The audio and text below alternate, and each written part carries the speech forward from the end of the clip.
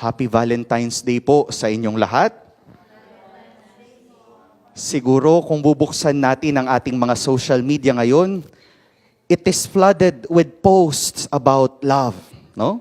Iba't ibang uri ng pag-ibig. Nandyan yung genuine and true love. Nandyan din yung mga nakakatuwa na mga memes or yung mga posts about love. At nandyan din yung mga hugot tungkol sa love. But one trend that has become disturbingly common, especially these days, is the issue of infidelity.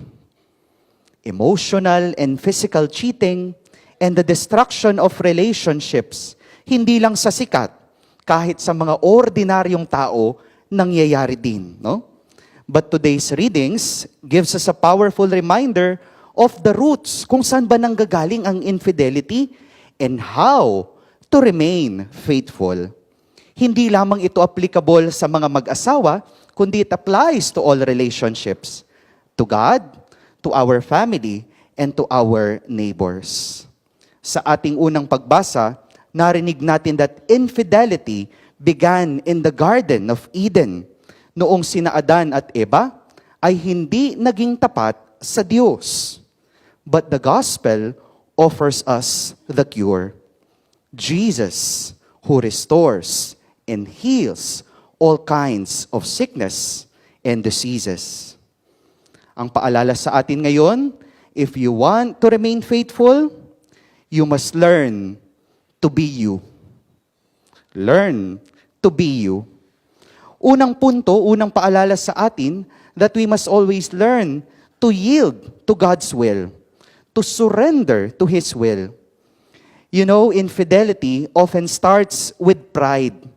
Pinaniniwala natin ang ating mga sarili na pwede natin gawin kung ano ang gusto nating gawin without thinking of the consequences na kasama nito, di ba?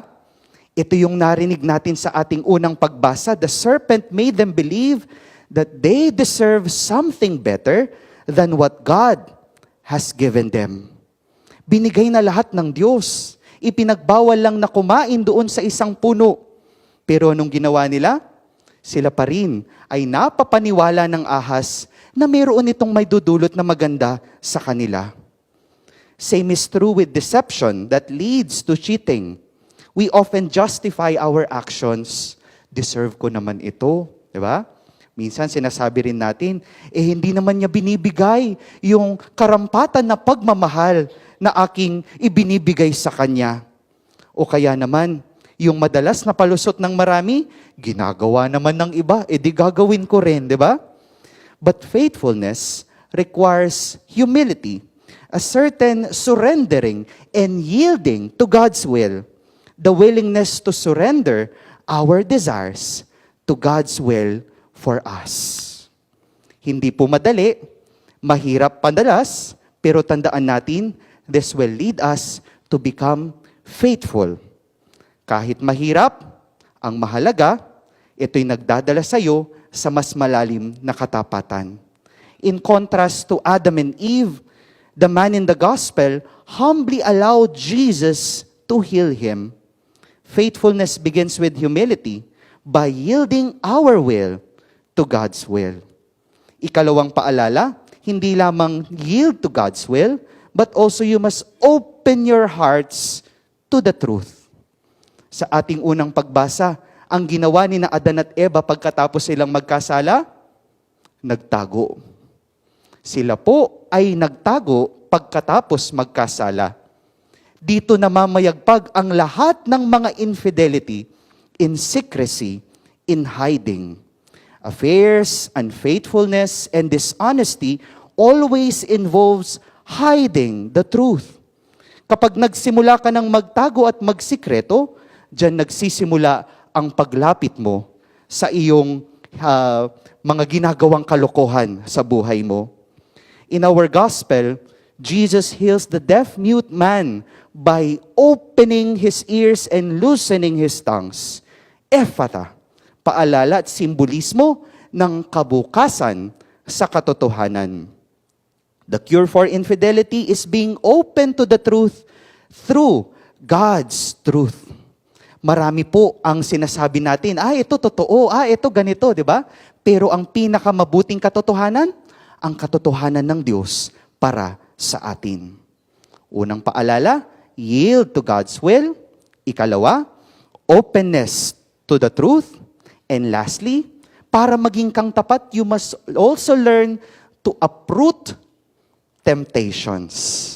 Sa ating unang pagbasa, narinig natin na sina Adan at Eva, nagbabad, para bang nakipagbarkada pa doon sa ahas, no?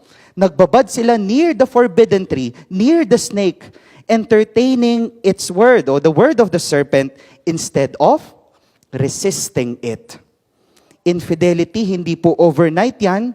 Madalas yan, kapag ka inulit-ulit mo, bumabad ka patuloy, araw-araw, inaraw-araw mo na, diyan mas lalong lumalala ang infidelity. But in our gospel, we hear how Jesus, noong pinagaling niya itong deaf-mute man, inilayo niya sa mga tao. No? He takes the man away from the crowd before healing him. Napakagandang paalala rin po sa atin that sometimes we need to walk away deliberately. May consciousness at may kagustuhan to walk away from situations, people, or environment that leads us to temptation. Uproot na agad, iwas na agad. Set clear boundaries in order for you to avoid temptations. Pagka pinagsama-samang tatlong ito, yield to God's will, openness to the truth, and uprooting temptation, you will learn how to be you. Y-O-U. Napakaganda pong paalala as we celebrate Valentine's Day. In a world where infidelity is normalized, we are called to live out our Christian identity, to be you. No? Yielding to God's will, openness to the truth, and uprooting temptations. Sana po ngayong Valentine's Day, wag lang puro romantic and sweet love. Rather, we live out genuine and faithful love. Amen.